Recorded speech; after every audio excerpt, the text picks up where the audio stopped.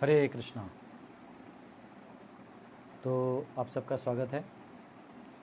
आज हम 26वें सेशन में हैं और भगवान कृष्ण की तत्व को ईश्वर भाव से, सेवा से और उस व्यक्ति के अपने साधना से जो उसका स्वाभाविक स्थिति है उस सेवा भाव की, उस स्थिति में वो अपने आप पहुंच जाएगा। इसको आर्टिफिशियली हमें इम्बाइब नहीं करना चाहिए। प्रभुपाद जी बोलते हैं कि Krishna consciousness is not an artificial super imposition on mind. जो कृष्ण भावना है ये किसी के ऊपर एक आर्टिफिशियल दबाव या ज़बरदस्ती दिखाने वाला चीज़ नहीं है। तो ये जो भाव है ये अपने आप उत्पन्न होने वाला चीज़ है। ये अपने आप में आपके साधना से प्रकट होगा। जो आपका स्वरूप है, जो आपका प्रेम है भगवान के प्रति, जो आपका शाश्वत स्वरूप है, वो अपने आप आ जाएगा। आप उसको जज मत करिए। जैसे कल भी मैंने आपको बोला कि कौन बड़ा डिवोटी है, कौन जूनियर डिवोटी है, कौन एडवांस्ड है, कौन नहीं है, ये देखने से ज़्यादा अच्छा है कि ये देखना है कि हमारा भगवान के प्रति कितना प्रेम है, भाव है, हमें कितना आसक्ति है भगवान की सेवा में, वैष्णव की सेवा में कितनी आसक्ति है। जैसे तिरुमंगई आलवार की कहानी मैंने आपको कुछ दिन पहले कही थी। फिर कल मैंने आपको मीराबाई के जीवनी के ऊपर थोड़ा कहा। तो इन भक्तों के बारे में सुनने के बाद हमें एक समझ आता है कि भगवान को कैसे अप्रोच किया जाए। यही जो श्रील प्रभुपाद जी पूरे इस्कॉन का संस्थापना किए, तो 2 हार्ट अटैक आने के बाद भी उन्होंने भगवान का सेवा नहीं छोड़ा और अपनी दृढ़ता को व्यक्त करते हुए वो पाश्चात्य देश में गए। ऐसे लोगों के साथ रहे जिनके साथ नॉर्मली कोई भी व्यक्ति नहीं रहेगा। गांजा पीने वाले, नशे में रहने वाले, जिनको दुनिया से मतलब नहीं है, ऐसे लोगों के साथ उन्होंने इस मूवमेंट को खड़ा कर दिया जो आज पूरे विश्व में करोड़ों ग्रंथ बट चुके हैं। और जब लॉकडाउन है तो सब उसी ग्रंथ के सहारे अभी अध्ययन कर रहे हैं अध्यात्म का। तो प्रभुपाद जी कितने दूरदर्शी थे। तो प्रभुपाद जी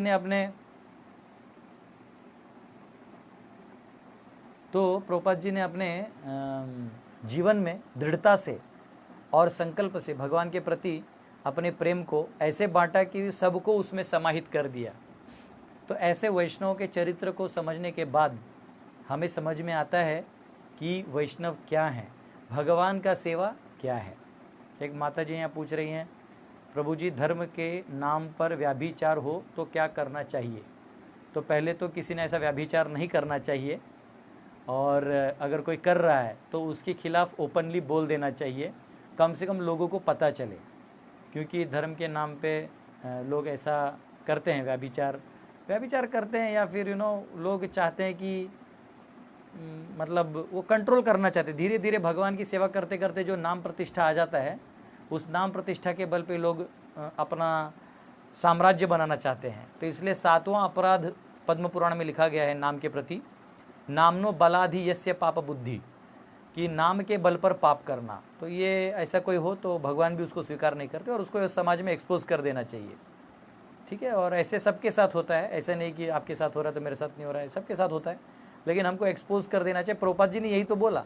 वेस्ट में जाके प्रभुपाद जी तभी के प्रेसिडेंट निक्सन को बोलते थे, दैट रास्कल निक्सन और जो भी ढोंगी बाबा या साधु होते थे उनके बारे में प्रभुपाद जी ओपनली बोल दिया करते थे।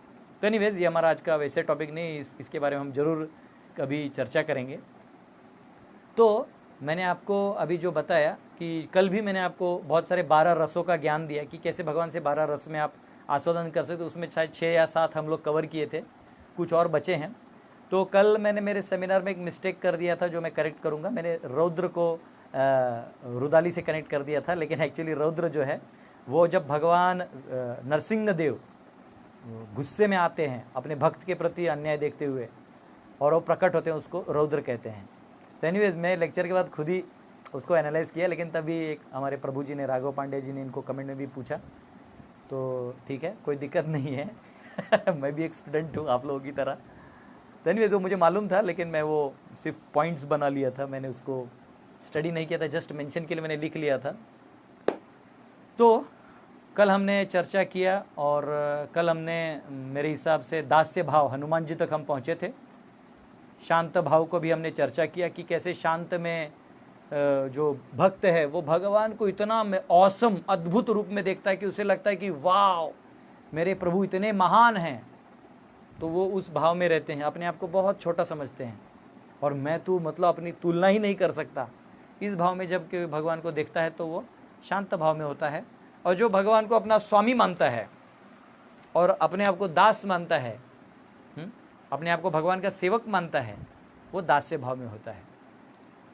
जैसे कोई मालिक के खिलाफ नहीं, आप कभी भी नहीं देखेंगे कि हनुमान जी ने राम के कंधे पे हाथ रखा है। कहीं भी आपने वर्णन सुना होगा तो कभी भी आपने ये वर्णन नहीं सुना है कि प्रभु राम के कंधे पे हाथ रखा है हनुमान जी ने, कभी नहीं।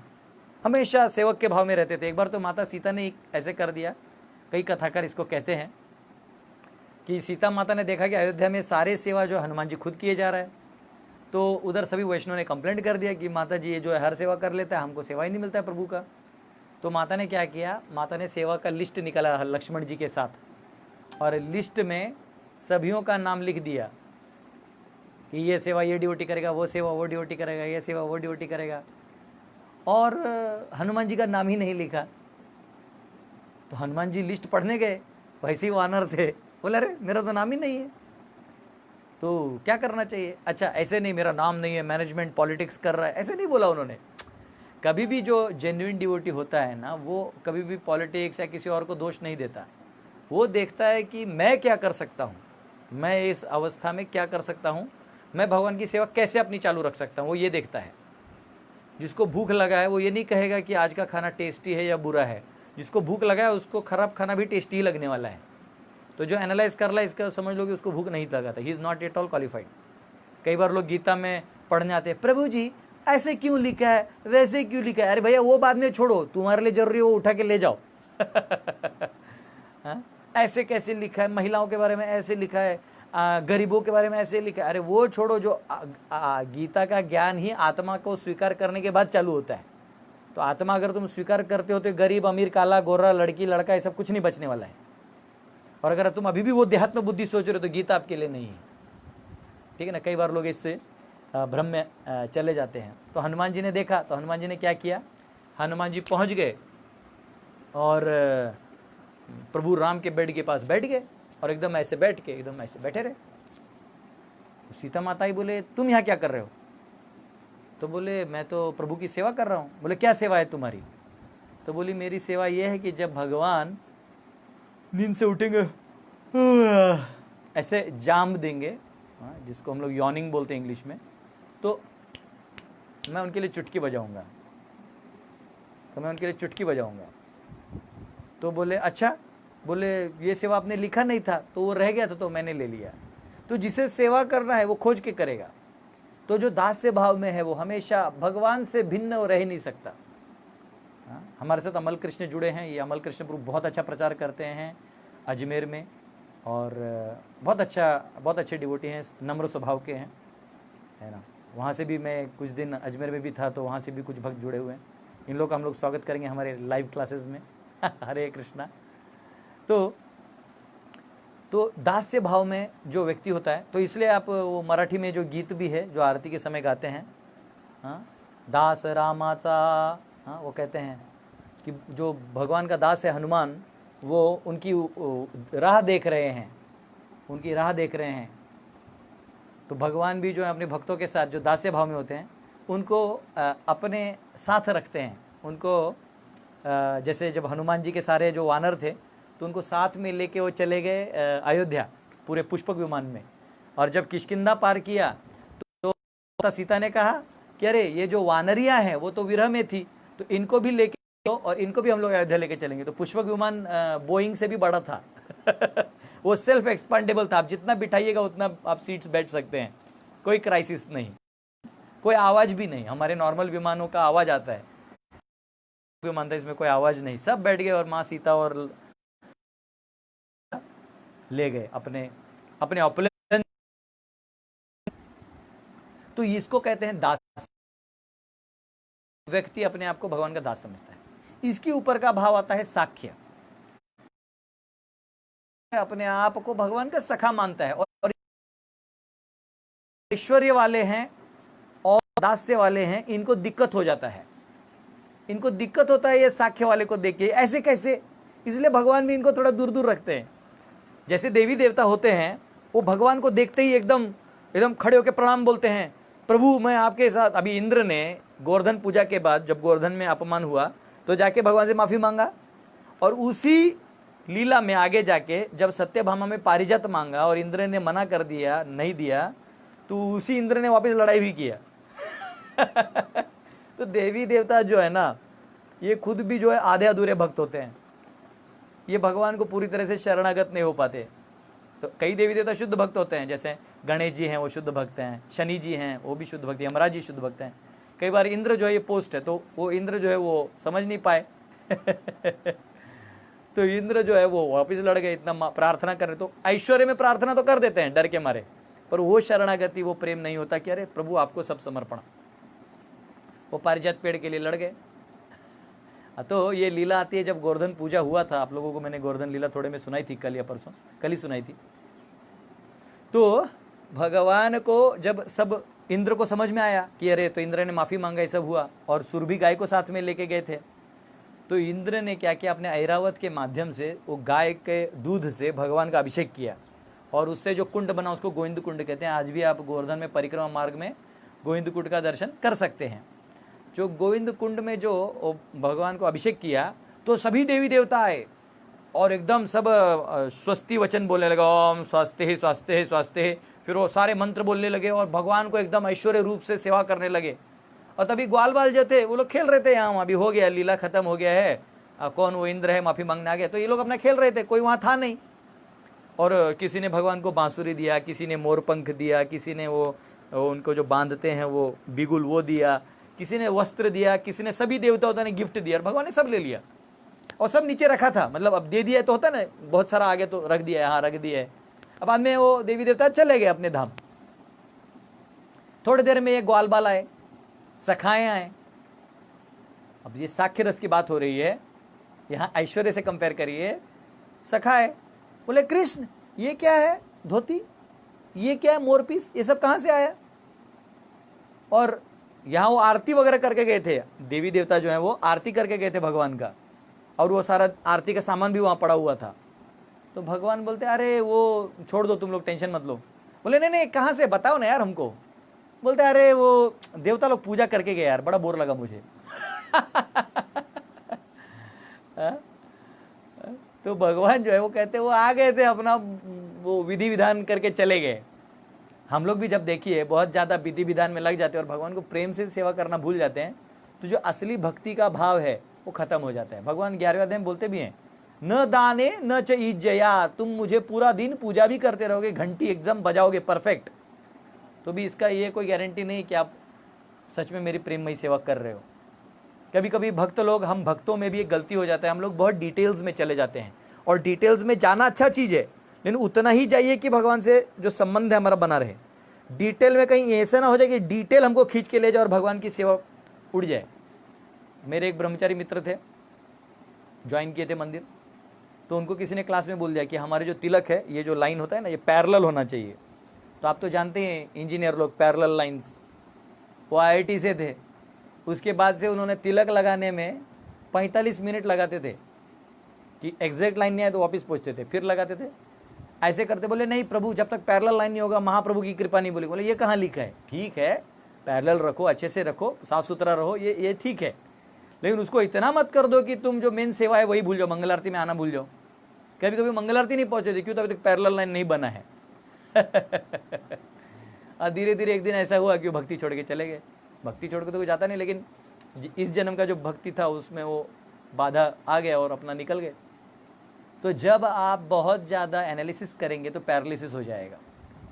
तो इधर ये जो देवी देवता हैं पूजा वूजा करके चले गए, और सखा लोग जो हैं वो उसी को लेके, कोई ये वस्त्र पहन रहा है, कोई बांसुरी खुद के पास ले रहा है, अब मज़े ले रहे हैं।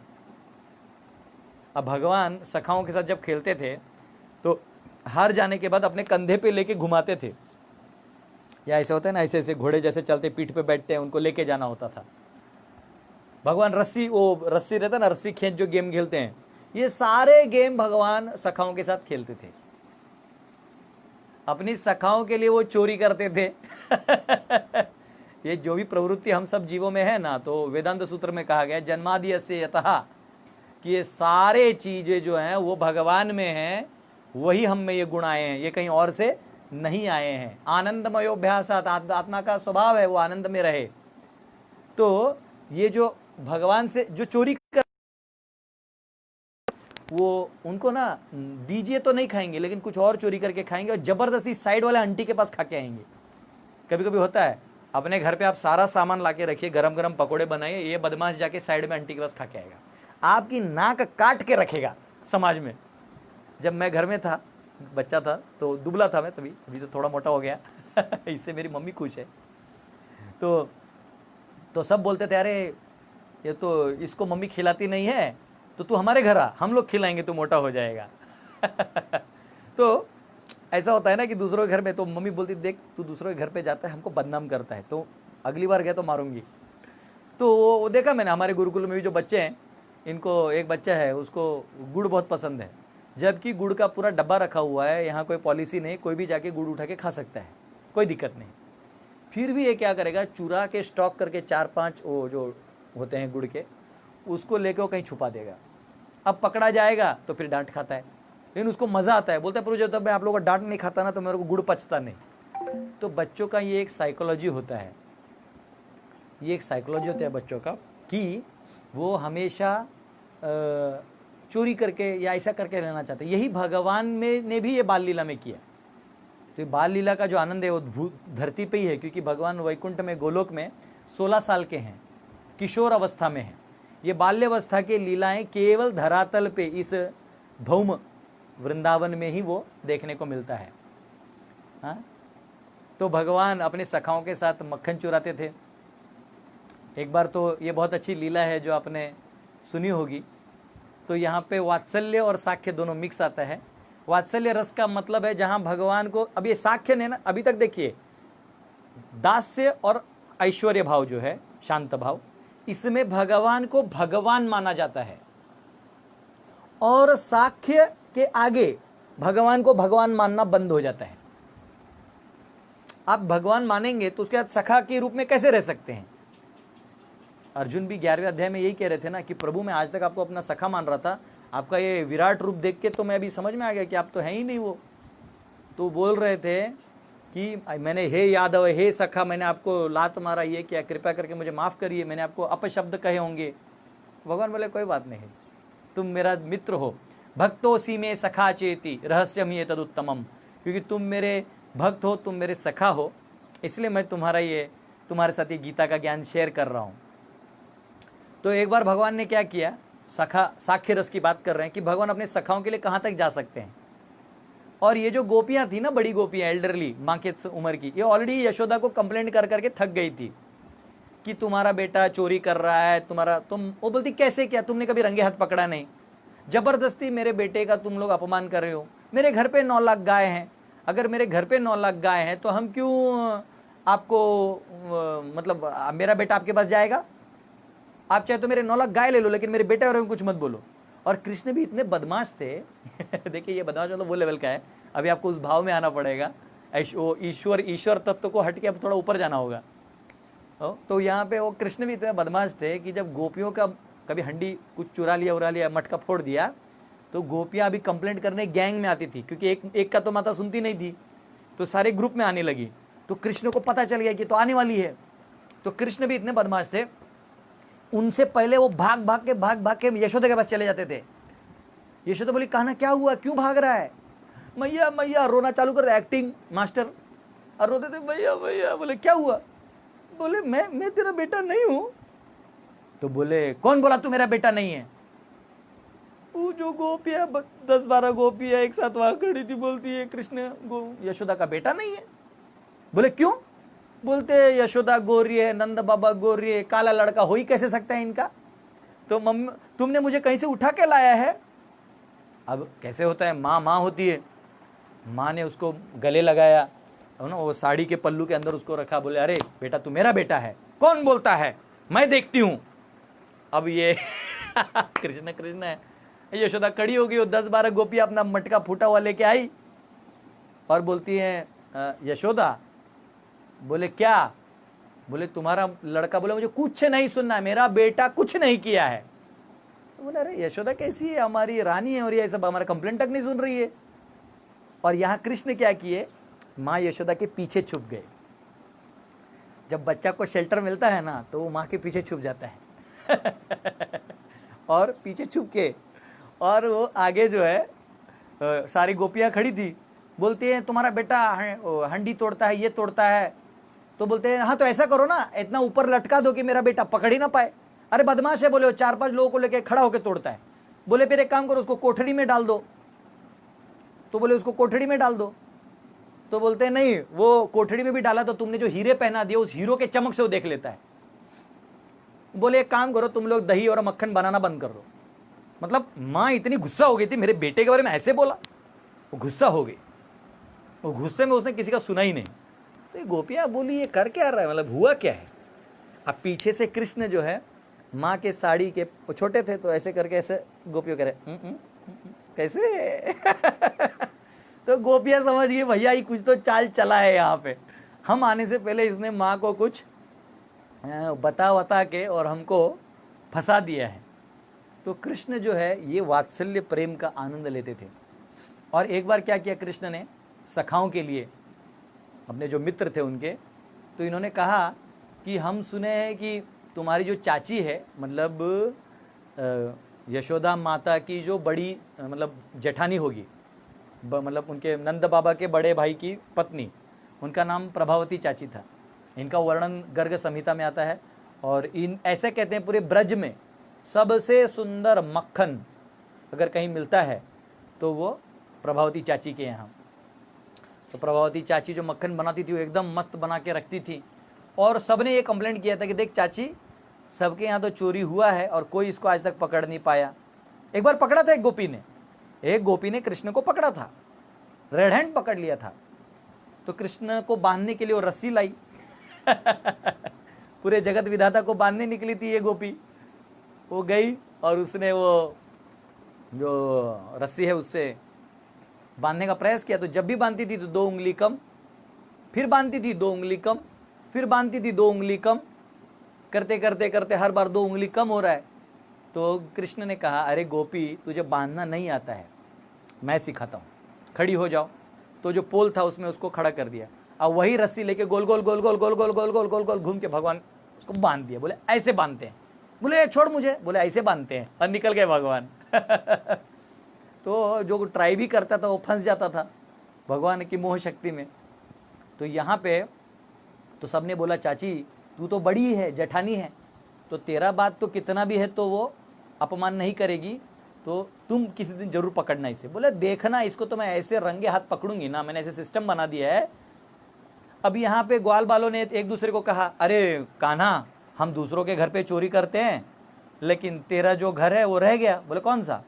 बोले तेरे प्रभावती चाची का जो मक्खन है वो सबसे बेस्ट है, हमने सुना है उसका सुगंध इतना आता है कि ब्रज के हर कोने में प्रभावती चाची का नाम है। तो बोले क्या है, चलेंगे, चाची के पास है तो क्या हुआ, चलेंगे।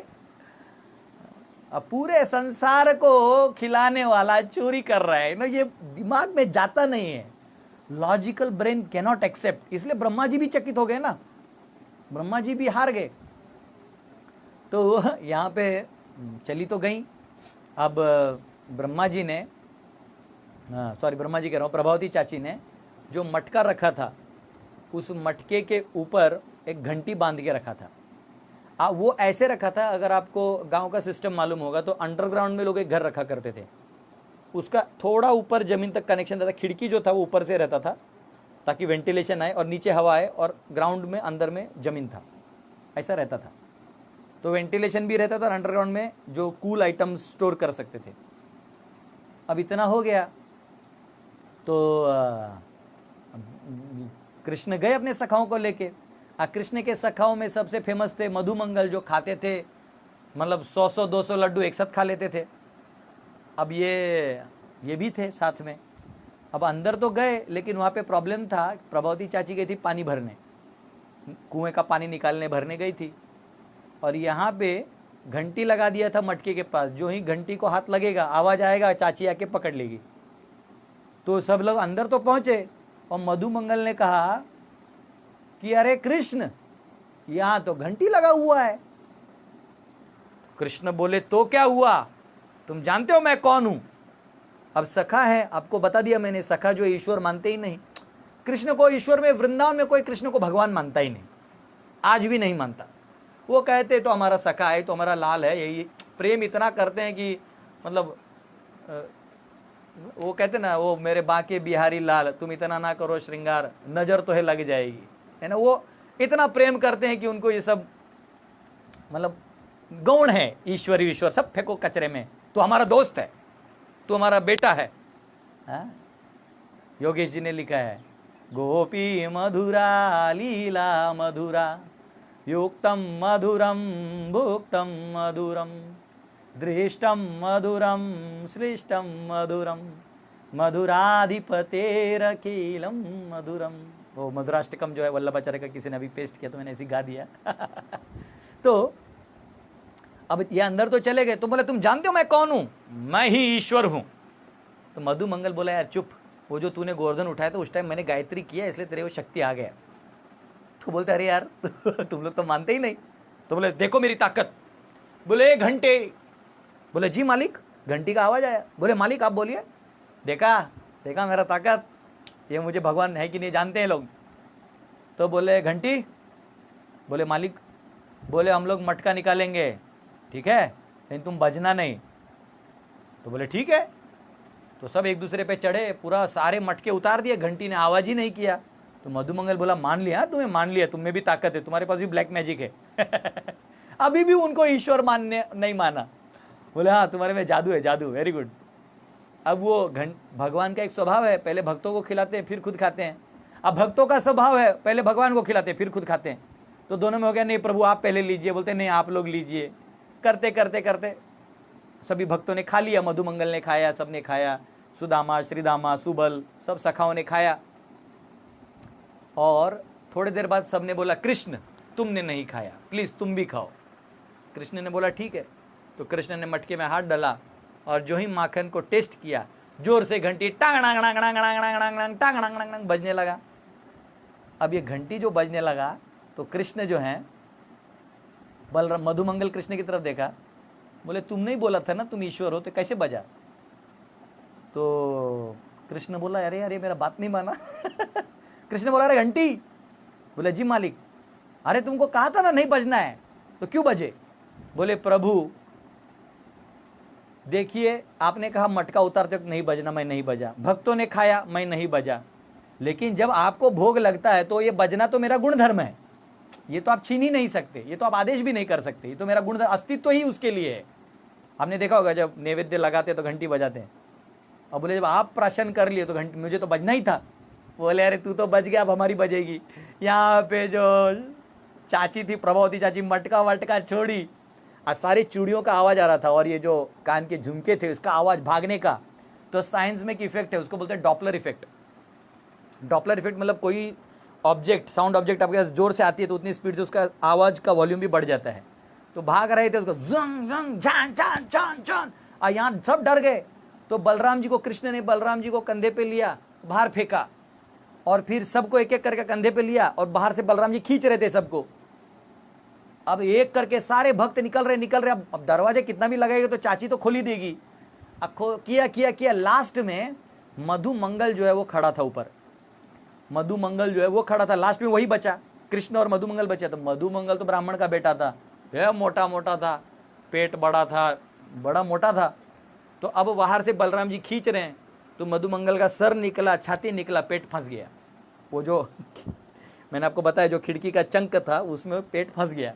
अब ना ऊपर जा रहा है ना नीचे आ रहा है। तो वो बोला बलराम जी मुझे नीचे छोड़ दो। तो बलराम जी ने नीचे ढकल दिया, कृष्ण ने नीचे पकड़ के नीचे लाया। आज चाची पहुंची, दोनों का हाथ पकड़ी। आप दोनों का हाथ पकड़ी तो प्रॉब्लम है कि देखिए, ब्राह्मण अगर चोरी करे तो उसके हाथ से कोई पूजा पाठ नहीं करवाएगा, समाज में बहिष्कृत हो जाएगा। और अब पकड़ा गया तो दिक्कत है। ये एक कृष्ण के चक्कर में ये पहुंच गया था वहां पे। तो ये क्या किया मधुमंगल, चाची को बोला चाची मुझे छोड़ दे। बोला अच्छा तू तो बड़ा ब्राह्मण का बेटा, तेरे हाथ से लोग पूजा करवाते और तू ये सब करता है, हाँ हमारे घर पे आके चोरी करता है। मांग लेता तो दे देते, तू तो ब्राह्मण है, तू चोरी क्यों कर रहा है? बोले मैं नहीं किया चाची, इसके बोलने पे किया, और तू मुझे नहीं छोड़ेगी तो मैं श्राप दे दूंगा, तेरा पति बुढ़ा हो जाएगा। बोले ना ना ना, भाग भाग यहाँ से भगा दिया। ये तो अपना रास्ता निकाल लिया। कृष्ण को बोला ऑल द बेस्ट, तू तेरा देख ले, तेरी चाची है। अब कृष्ण की जो चाची है कृष्ण को पकड़ी, बोले बड़ी तेरी माँ जो है तेरी वकालत करती है, आज तक कोई गोपिका नहीं सुनी, अब देखती हूँ कैसे तेरी यशोदा जो है मेरे सामने टिकती है। तो कृष्ण बोला चाची अरे मैया के पास मत ले जा, मैं यहाँ चाहे तो कान पकड़ के उठक बैठक कर लेता हूँ, मेरे को प्लीज मैया के पास मत ले जा। तो बोलते ना ना ना ना, तुझे तो ले जाना है। फिर उठा के खींच के वो लेके गए, और जब लेके गए तो यशोदा को बोला यशोदा बाहर आओ। यशोदा आई बाहर। बोले हाँ जेठानी क्या हुआ? तो बोलते हैं तेरा बेटा जो है आज ऐसे ऐसे पकड़ा गया। तो यशोदा बड़े बुरा लगा यशोदा को। यशोदा ने मुंडी नीचे रखा। यशोदा ने कहा आप तो मेरी जेठानी हैं, सारी गोपियां जलती हैं मेरे बेटे से तो ठीक है, पर आप तो जेठानी, आप इसकी दूसरी माँ हैं। अरे आप अपने बेटे को लाके मेरे बेटे पे क्यों कलंक लगा रहे हैं? प्रभावती बोले मेरा बेटा? ऐसे देखो तो है। बोले अरे मेरा बेटा, चलो मैं तो कृष्ण को लाई थी, तो मेरा बेटा, फिर वहां कौन था वो, मतलब कंफ्यूज हो गई। तो बोले यशोदा बोली देखिए आपको महारानी बनना है तो आप बन जाइए, पर मेरे बेटे पे ऐसा प्लीज। मैं रोने लगी यशोदा। बोले ना ना ना तुम रोना नहीं रोना नहीं रोना नहीं, मेरा गलती है मेरा गलती है करके बाहर गई।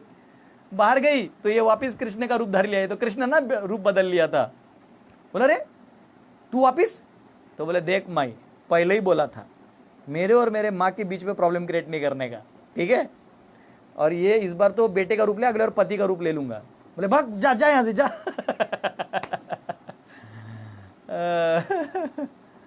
तो ये कृष्ण का सखा भाव है, अपने भक्तों के लिए अपने दोस्तों के लिए कुछ भी कर लेते हैं। और वहां पे वो भगवान ईश्वर परम नियंत्रण करने वाले, असुरों को तकलीफ देने वाले, धर्म की स्थापना करने वाले, ये सब वो वृंदावन वासियों को बकवास लगता है। बोले पका रहा है, मानते ही नहीं। यही यशोदा मैया वात्सल्य भाव में जब असुर लोग आते थे ना, आपने सुना ही होगा, पूतना बकासुर, ये सब असुर आते थे बारी बारी में, और भगवान उनको मार के फिर अपना वो लीला करते थे। आपने मतलब कृष्णा बुक में पढ़ा होगा, और ऐसे तो बहुत लोगों ने लीला भी सुना होगा। तो यहाँ पे यशोदा जो है इतनी परेशान हो गई थी इन असुरों से, बोलते क्यों मेरे बेटे के पीछे लगे हैं लोग। वो जाके नारायण की पूजा करती थी, हे नारायण मेरे बेटे को बचाइए नारायण बोल रहा होगा अरे मैं इसका विस्तार हूं, तुम मुझसे क्यों बोल रही है? अच्छा, वो जाके शिव जी को जल ढारती थी, माँ थी ना, वो जाके जल ढारती थी महादेव जी को, शिवलिंग पे जल ढारती थी। आप आज भी जा सकते हैं गोकुल में, वृंदावन में जो गोकुल है उस महावन के आगे, वहाँ आप जाइएगा तो आज भी चिंताहरण महादेव जी का शिवलिंग है, उनका दर्शन कर सकते हैं आप। वो चिंताहरण महादेव इसलिए कहे गए थे क्योंकि वो माँ यशोदा का चिंताहरण कर लेते थे, देते थे कि जाओ तुम्हारा बेटा सुखी रहेगा, वो बच जाएगा हर बार महादेव जी सोचते होंगे कहा मैं किसको आशीर्वाद दे रहा हूँ, है ना तो उनको वही महादेव जी के पास बोलते थे, हे महादेव मैं रोज आपको जल ढारूंगी, दूध ढारूंगी, मैं बिल्व पत्र दूंगी, मैं ओम नमः शिवाय का जाप करूंगी, लेकिन मेरे बेटे को इन असुरों से बचाइए तो भगवान को ये लोग भी नहीं समझ पाए। आप लोगों ने दामोदर लीला सुनी होगी, माँ का प्रेम देखे कितना है।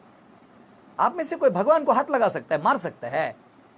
हाँ, यहाँ पे जो क्या कहते हैं उसको, भगवान है, इसको ऑलरेडी बहुत कंप्लेंट आ ही रहा था। माँ थोड़ी गुस्सा भी थी, क्या है ये बच्चा सुनता नहीं है, क्यों ऐसा करता है। अंदर से तो माँ को पता था कि ये कहीं ना कहीं करता होगा, तब ना ये लोग आ रही हैं, नहीं तो ऐसे फालतू कंप्लेंट क्यों करेंगे, वो भी मेरे जैसे रानी के पास आके। तो एक दिन माँ यशोदा दूध पिला रही थी कृष्ण को, और कृष्ण को दूध पिला रही थी तो वो गई, दूध गर्म हो रहा था, दूध भी लगाई थी मटके में, तो दूध गर्म हो रहा था, उबल के बाहर आ रहा था। तो माँ ने कृष्ण को नीचे रखा, यशोदा ने आ जाके दूध को वो निकाला गैस से। इसकी आने की व्याख्या है, लेकिन वो पूरा लीला कहूँगा तो उसको ही 1 घंटा लग जाएगा। इन इसेंस जो मुझे बताना है तत्व पॉइंट ऑफ व्यू से, तो ना यशोदा उनको वहाँ गई और वो दूध हटाए, तब तक कृष्ण बोला मुझे क्यों छोड़ दिया, इस संसार में इतना इंपॉर्टेंट क्या काम है जो मुझसे भी इंपॉर्टेंट है। तो कृष्ण जो है ना, इंग्लिश में कृष्ण को कहते हैं जेलस लवर, कि मेरे बिना और कोई नहीं। आप देखिएगा बच्चों को आप थोड़ी देर के लिए अलग से छोड़ दीजिए, उनको लोनलीनेस पसंद नहीं है। निग्लेक्ट ये संसार का सबसे बड़ा दुश्मन है। अगर आपको कोई मार देना तो भी चले, आपको कोई प्रेम करे, हग ऐसा गले लगा ले तो भी ठीक है, आपसे कोई सीधा दुश्मनी कर ले वो भी ठीक है, लेकिन अगर आपको कोई निग्लेक्ट कर दे उससे बड़ा जो टॉर्चर है वो और कहीं नहीं है। तो इसलिए किसी के साथ ऐसा व्यवहार मत करिए कि वो आपको निग्लेक्ट करे, है ना। कोई दुश्मन भी है, ठीक है, उससे बात करिए, समझौता करने का प्रयास करिए, लड़ जाइए चाहिए तो, पर इम्पर्सनल मत रहिए, निग्लेक्ट मत रहिए। आज जो डिप्रेशन वगैरह हो रहा है लोगों को, ये निग्लेक्ट की वजह से हो रहा है। हम निग्लेक्ट फील करते हैं, हम दूसरों को निग्लेक्ट करते हैं उसके बदले में, तो ऐसा चेन रिएक्शन चालू हो जाता है। तो यहाँ पे कृष्ण का भी वो फीलिंग था, मुझे निग्लेक्ट किया, अब मैं दिखाता हूँ। अब कृष्ण ने लिया वो लाठी था, लेके जितने मटके थे टाए टाए टाए फोड़ के सारा मक्खन नीचे गिर रहा है, दही गिर रहा है। कृष्ण क्या किया, उनके छोटे छोटे पाँव थे, वो दही के ऊपर से चल के ऐसे से गए और आगे गए। दूसरे घर में माँ ने दही रखा था, तो सारे वानरों को बुलाया किया, तो सारे बंदर आ गए। अच्छा, ये बंदर और कोई नहीं, जो भगवान राम के लीला में जो थे उनका भोजन बचा था, तो उनके लिए अपने घर पे फीस्ट अपने हाथों से तो मक्खन निकाल के खिलाते थे भगवान। और फिर यशोदा ने देखा क्या हो रहा है, यशोदा गुस्सा हो गई। यशोदा ने वही कट्ठी उठाया और लेके आई, तो देखा कि पाँव का जो है निशान है वो उस रूम में जा रहा है, उस रूम में जा रहा है। तो उस रूम में वो गई और रूम से ऐसा देखिए, जैसे दरवाजा होता है ना, तो पहले ऐसा देखिए कर क्या रहा है। माँ है ना, सीधा मारेगी नहीं, ऐसा देख रही थी। तो अब ये सीन देखिए, कृष्ण ऐसे बैठे, माँ वहाँ से देख रही है, वो इस साइड देख रहे हैं कृष्ण, यहाँ बंदर है और बंदर को वो मक्खन खिला रहे हैं। तो बंदर समझ गया कि हमारे प्रभु का अब टाइम आ गया मार खाने का, क्योंकि माँ ने देख लिया है। तो वो बंदर ने क्या किया, आंख बड़ा कर दिया, ऐसा आंख है ना ऐसा बड़ा कर दिया। तो बड़े आंख में कृष्ण ने उस आंख में देखा कि पीछे यशोदा मैया लाठी लेके डंडा लेके खड़ी है। अब कृष्ण करे तो करे क्या, तो वो माखन लेके ऐसे घूमा माँ के पास। मैया बोले वो मक्खन कहाँ से आया, तो बोले ये लोग बंदर लोग ना, ये लोग तोड़ के खा रहे थे, तो मैं इनसे ले लिया वापिस, ये देखो। उल्टा मैंने ले लिया। तो बोले अच्छा, और तो फिर ये जो तुम्हारे मुंह में लगा है वो क्या है? नहीं, मैं सोचा अब झूठा हो गया, अब ये किसी काम का नहीं है। मैं बोला वेस्ट क्यों करना है, मेरे घर का है, मैया ने बिलोया है तो मैंने खा लिया। अच्छा, मेरा बेटा इतना सुधर गया। लाठी लेके मारने निकली।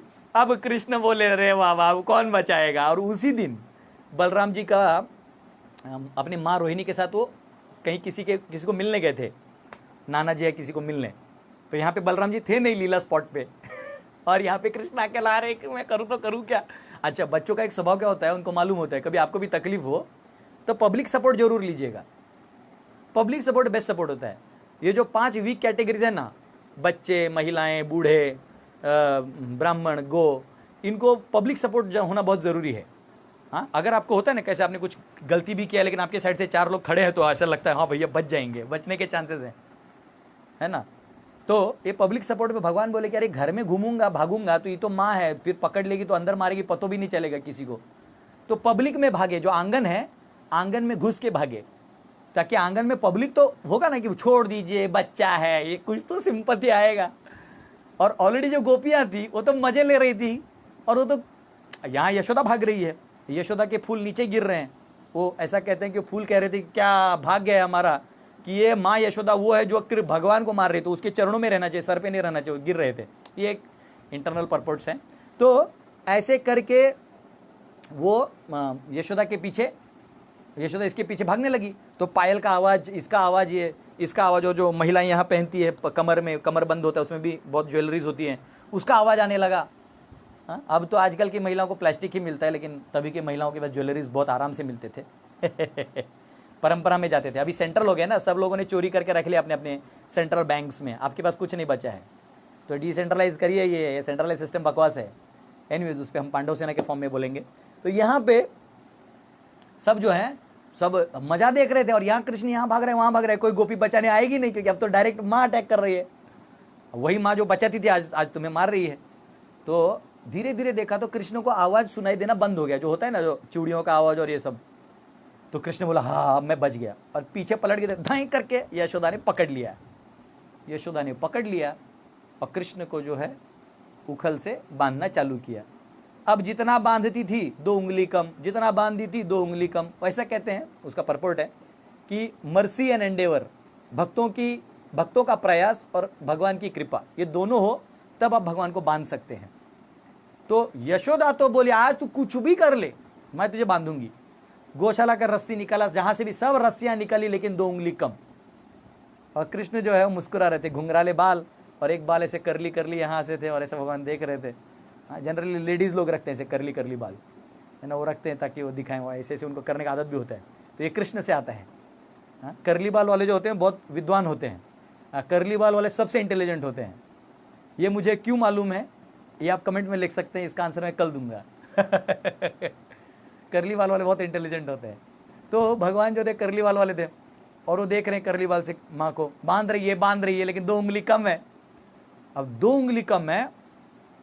अब माँ ने बोला तुझे क्या लगता है, तू तेरी ताकत लगाएगा? तो माँ ने अपना जो रिबन था, रिबन जिससे बाल बांधते हैं, वो छोड़ दिया।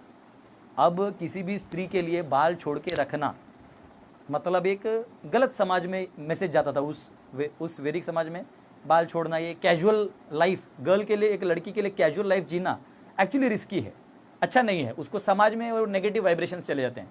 अब आप समाज को तो सुधार नहीं सकते, कम से कम अपनी तरफ से सिग्नल मत भेजो।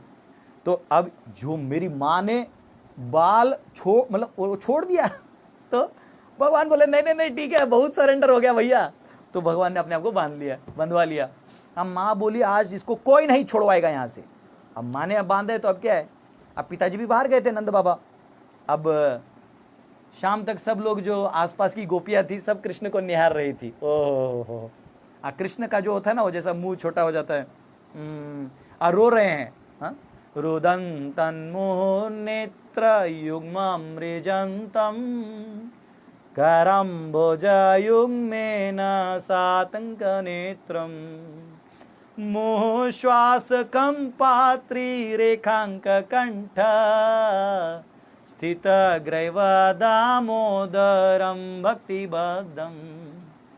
त्रिरेखांक कंठ से ऐसा रो रहे भगवान। सत्यव्रत मुनि इसका वर्णन करते दामोदर अष्टकम में। चाहे तो हम आज गा भी सकते हैं, मोबाईल मध्ये काढून ठेव, आपण गाऊ की मोबाईल मध्ये काढून ठेव। हाँ, म्हणजे आज ऐसा करेंगे, दामोदर अष्टकम गा लेंगे जब इतना कर ही रहे हैं। तो रवि घोड़ा जी कह रहे हैं आजकल की लड़कियां बाल को स्ट्रेटिंग करा देते हैं, जो भी है वो स्ट्रेटनिंग, वो स्ट्रेट करा देते हैं। नहीं, स्ट्रेट भी करा दे, लेकिन ओरिजिनल अगर कर लिए तो विद्वान है। क्यों, आप कमेंट में लिखिएगा, मैं कल बताऊंगा आपको। हमारे जो भक्त जो रेगुलर मेरे प्रोग्राम्स में आते हैं उनको मालूम है आंसर। तो माँ यशोदा ने बांध दिया और सब चली गई। तो ये गोपियां जो हैं आके भगवान को चुम्बन कर रही थी, और सब एकदम मतलब भगवान का जो चेहरा था वो पूरा लाल लाल हो गया था। वो सबके चुम्बन लेने से, सभी बड़ी गोपियों ने चुम्बन ले लिया था, जो माँ के उम्र की थी। वात्सल्य भाव से सबने, ओह कृष्ण का चेहरा, उसका ब्लूइश कॉम्प्लेक्शन, उसके वो लोटस लाइक आईज, करली बाल, घुंघराले बाल, वेणुम कोणंदम रविंद दलायताक्षम बरहावतम समसितम बुध सुंदरांगम कंदर्पकोटिकमनीय विशेष शोभम गोविंदमादि पुरुषम तमहम भजामि। भगवान का सुंदर रूप। संकेत पूछ रहे हैं करली बैल वाले इंटेलिजेंट क्यों होते हैं? यही तो मैंने पूछा है आपसे, आप कैसे मुझे पता है ये? आप कल आपको इसका हास्यास्पद जवाब मैं कल दूंगा। तो सभी इंटेलिजेंट होते हैं, लेकिन करली वाले स्पेशल इंटेलिजेंट होते हैं। तो यहाँ पे जब लीला ये है कि सबने तो ये कर दिया। शाम को बलराम जी आए। बलराम जी ने देखा तुम्हें किसने बांध रखा है, किसकी ये गुस्ताखी, किसकी ये गुस्ताखी कि तुम्हें बांध रखा है। बोले कोई जानता नहीं तुम कौन हो? बोले मैं अभी उसका वो कर दूंगा, मैं उसको विनाश कर दूंगा, मैं पूरे ब्रह्मांड को जला दूंगा। तो भगवान बोले शांति शांति। बोले ये हमारे माँ का काम है, तो बोले ओ यशोदा मैया ने किया है, सॉरी सॉरी सॉरी। फिर तो मुझे थोड़ा सिस्टम से जाना पड़ेगा। तो वहाँ गए और वो बलराम जी जो है माँ यशोदा के पास गए, यशोदा मैया किचन में थी, तो ऐसे साड़ी जो होता है उसको खींचा, मैया मैया। बोले हाँ बाबा कैसे था तुम्हारा ट्रिप, कैसा रहा नाना का घर? बोले बहुत अच्छा था। ये कृष्ण को किसने बांधा? मैंने बांधा है, बहुत बदमाशी कर रहा था। तो बोले तुम जानती हो वो कौन है? अच्छा वो कौन है? वो सारी सृष्टि का निर्माता, सभी ब्रह्मांड उसके सांस लेने से निकलते हैं अंदर, सांस लेने से अंदर चले जाते हैं। वो जहां देखता है वहां सृष्टि बना सकता है, वो जिस जीव को चाहिए वैसे करवा सकता है, और वो ये है वो है फलाना फलाना, सब उसका बखान मार दिया ईश्वर तत्व का। माँ यशोदा बोली अगर ईश्वर है तो चोरी वोरी करता है, मतलब अंदर से एक्सेप्ट नहीं हो रहा था। अच्छा वो छोड़, तू कौन है? मैं आदि शेष, मैं आदि गुरु, मैं अनंत शेष हूं, मैं अनादि मुख से मैं भगवान की लीला जहां जहां वो विस्तार कर दो, वो अवतार लेता मैं वहां विस्तार करने चले जाता हूं। वो राम था तो मैं लक्ष्मण था, वो अभी कृष्ण बना है तो मैं बलराम बना हूं मैया। तो मां बोली ये सारे अवतार क्या मेरे ही घर में जन्म लेने थे क्या? निकल यहां से, निकल। तो माँ जो है वो वात्सल्य भाव में इसको स्वीकार कर ही नहीं रही है, ईश्वर के रूप में स्वीकार ही नहीं कर रही है। तो हमारा साधना से प्रेम इतना बढ़े भगवान के प्रति कि हमें वो ईश्वर भाव हट के प्रेम भाव आ जाए। तो कल हम लोग माधुर्य भाव जो है उसमें जो स्वकीय रस और परकीय रस है, वो इस दोनों की चर्चा श्रीमती राधा रानी के महिमा को हम कल समझने का प्रयास करेंगे। तत्पश्चात नारायण विष्णु इनका रिलेशन समझने का उसके अगले दिन प्रयास करेंगे। उसके अगले दिन साकार निराकार का हम लोग चर्चा जरूर करेंगे। एक डिवोटी लिख रहे हैं प्रभु जी मेरा करली बाल है बट मैं इंटेलिजेंट नहीं हूँ। नहीं ऐसा नहीं है, कल आपको पता चलेगा करली बाल वाले कैसे इंटेलिजेंट होते हैं। ठीक है। हरे कृष्णा। तो आप में से किसी को क्वेश्चन है तो आप पिंग करके लिख सकते हैं। और आप में से कितने कोई लोग फेसबुक में रिक्वेस्ट डालता है तो दिलीप मिश्रा आईडी पे डालिए। ये दासगढ़ वाला आईडी ऑलरेडी 5000 फुल हो चुका है। आप लोग डालते हैं मुझे बुरा लगता है क्योंकि मैं किसको रिमूव करूँ किसको रखूँ कुछ समझ नहीं आ रहा है। आप इस वाले आईडी पे डालिए, इधर स्पेस है अभी। और अगर आप लोग अपना अपना पेज है तो आप अपने पेज में ये वीडियो अगर इंसर्ट कर सकते तो करिए। ठीक है, बहुत जल्दी हम लोग भी एक पेज खोलेंगे लेकिन वो बाद में आएगा। ठीक है, तो कोई आप में से अगर दामोदर अष्टकम पेस्ट कर सकता है तो बहुत अच्छा रहेगा। और श्याम प्रभु ते मेरे मल देतो का तो मैं हम लोग अभी दामोदर अष्टकम जो है सत्यव्रत मुनि ने भगवान के इस दामोदर का वर्णन करते हुए तुमच्यातलंच कोणीतरी करता वाजवलं का? राहू दे, मी वाजवतो काहीतरी तर तो सत्यव्रत मुनि ने भगवान का जो वर्णन किया है दामोदर का, जो पकड़े गए थे उनको बांधा था, तो कहते मुझे और कुछ नहीं चाहिए, आपका जो ये रूप है बस उसका मुझे दर्शन जीवन भर करना है। तो लॉक होणार नाही ना?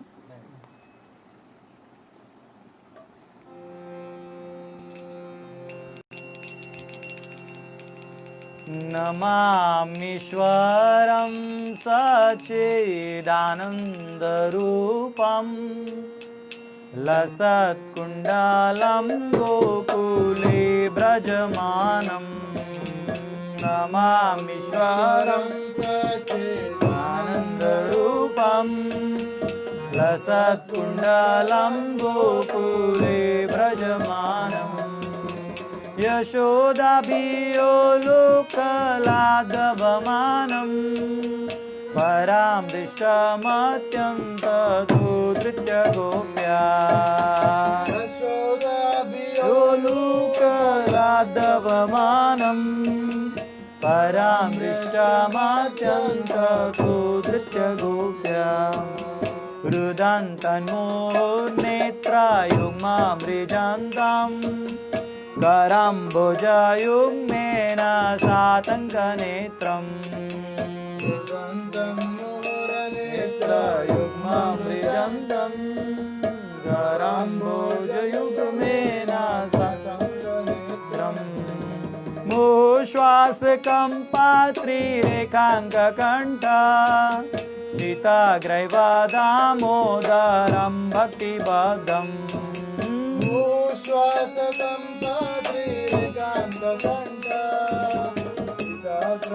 दामोदरं भक्तिबद्धम् इति दृक्ष्वा लीलाभिरानन्दकुण्डे स्वघोषं निमज्जन्तं वाक्यपयन्तम् लीलाभिरानन्दकुण्डे स्वघोषं निमज्जन्तं वाक्यपयन्तम् तदीयेषु तन्येषु भक्तिर्जितत्वम् पुनः प्रेमातस्तं शतावृत्ति वन्दे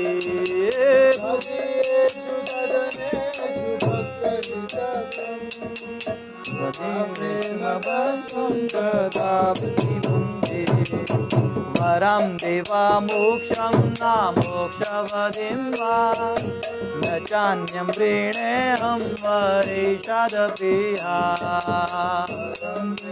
मोक्षं न मोक्षवदिं वा न चान्यं वृणेऽहं वरेशादप्रिया इदं देवपुरनाथ गोपालबालं सदा मे मनस्याविरस्तं किमन्ये इदं देवपुरनाथ गोपालबालं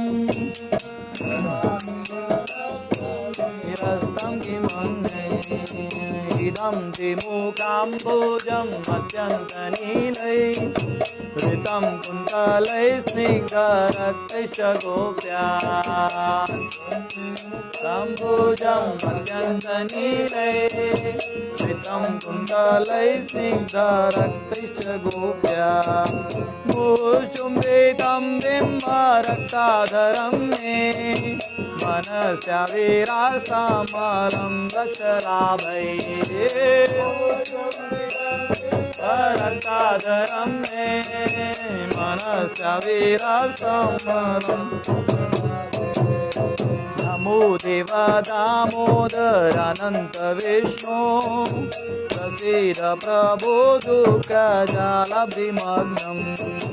नमो देव दामोदरानन्त विष्णो प्रसीद प्रभो दुःखजालभिमग्नं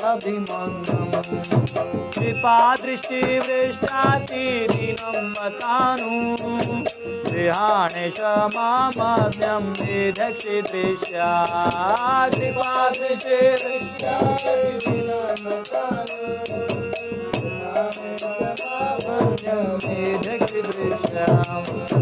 कुबेरात्मजौ बद्धमूर्त्यैव यद्वान् त्वया मोचितौ भक्तिभाजौ कृतौ च कुबेरात्मजौ बद्धमूर्त्यैव यद्वान् त्वया मोचितौ भक्तिभाजौ कृतौ च तथा प्रेमा भक्तिं त्वकामे प्रयच्छ न मोक्षे ग्रहो मे दामोदरेया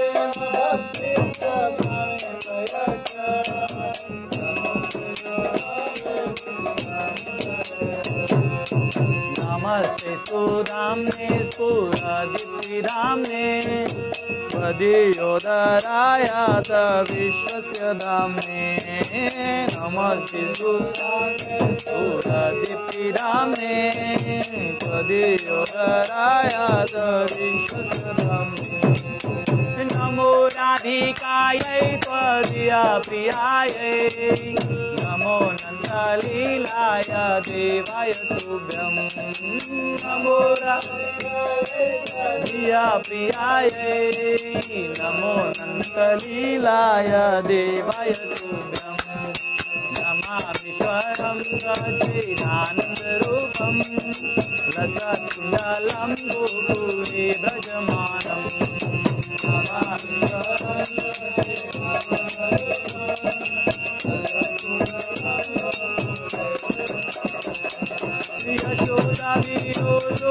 यशोदाविरोधोपराधवमानं परां दृष्टमत्यन्ततो दृश्यगोप्या यशोदाविरोधोपराधवमानं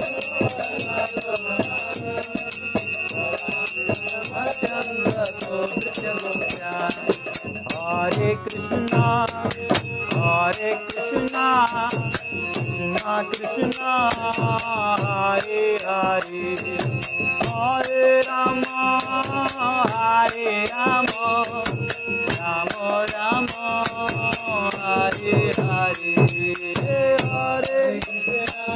Hare Krishna, Krishna Krishna, Hare Hare, Hare Rama, Hare Rama, Rama Rama, Hare Hare, Hare Krishna, Krishna Krishna, Hare Hare, Hare Rama, Rama Rama, Hare Hare, Hare Krishna,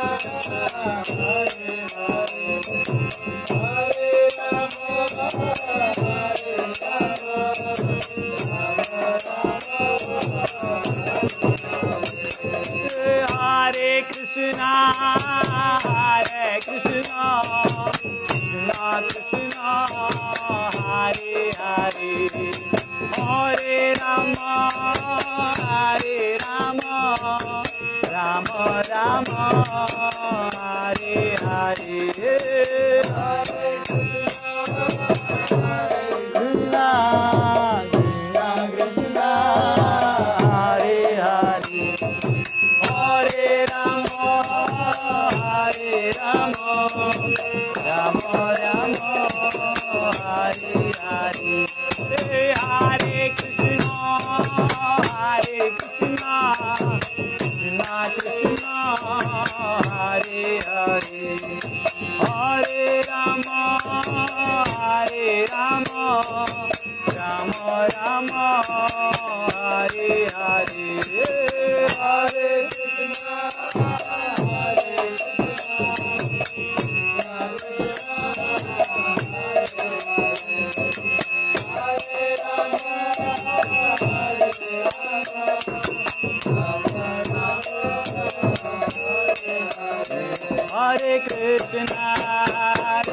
Krishna, Krishna Krishna, Hare Hare, Hare Rama, Rama Rama, Hare Hare, Hare Krishna, Krishna Krishna, Hare Hare, Hare Rama, Rama Rama, Hare Hare, Hare Krishna, Krishna Krishna, Hare Hare, Hare Rama, Rama Rama, Hare Hare, Hare Krishna, Krishna Krishna, Hare Hare, Hare Rama, Rama Rama, Hare Hare, Jaya Radha Damodar, Radha Damodar, Radha Damodar, Radhe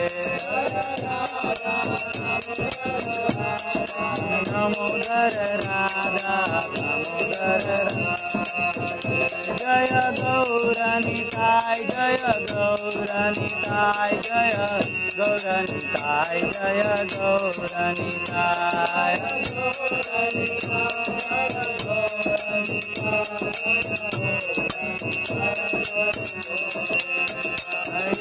Jaya Prabhupada, Jaya Prabhupada, Jaya Prabhupada, Jaya Srila Prabhupada,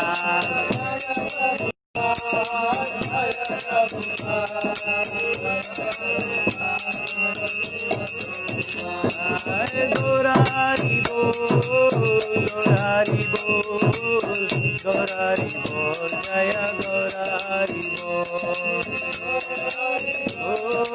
Gaurari Bol, Gaurari Bol, Jaya Gaurari Bol. बोलो श्री दामोदराष्टकम, श्री सत्यव्रत मुनि की जय, श्रील प्रभुपाद की जय। हरे कृष्ण। आप सबका बहुत बहुत धन्यवाद हमारे साथ लाइव बने रहने के लिए। कल इसी समय मिलेंगे श्रीमती राधा रानी, परकीय भाव, स्वकीय भाव और इस गहन विषय को जो बहुत लोग गलत समझते हैं उसको अच्छे तरीके से शास्त्रिक रूप से समझने का कल हम लोग प्रयास करेंगे। तो कल आइएगा समय पे 10:15 बजे। हरे कृष्णा। श्रील प्रभुपाद की जय।